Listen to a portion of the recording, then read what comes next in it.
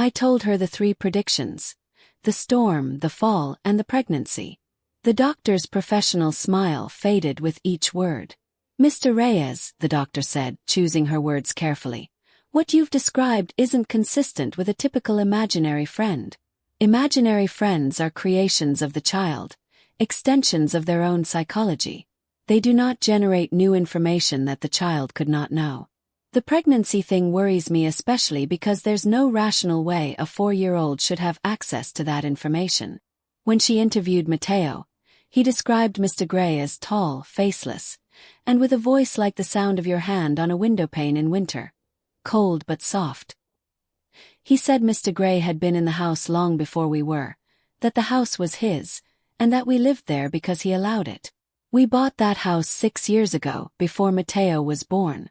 It was an old property, over 80 years old, which we renovated. We bought it through a real estate agency that acquired it from the heirs of the original owner, an elderly man who died alone in his bed after his family abandoned him. At the end of the session, Dr. Vargas confessed something terrifying. Mateo didn't have any psychological disorder, neither schizophrenia nor dissociation. He genuinely believed what he said, and the information was verifiable.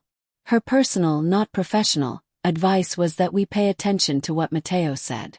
He said, that night, as I was putting Mateo to bed, he opened his eyes for a second and said to me, half asleep, "Dad, Mr. Gray says not to be afraid of him. He says he watches over this family. But he says there's something under the house you need to find before winter. He says that if you don't find him before the first cold snap, someone in this house will go to sleep and never wake up." Froze.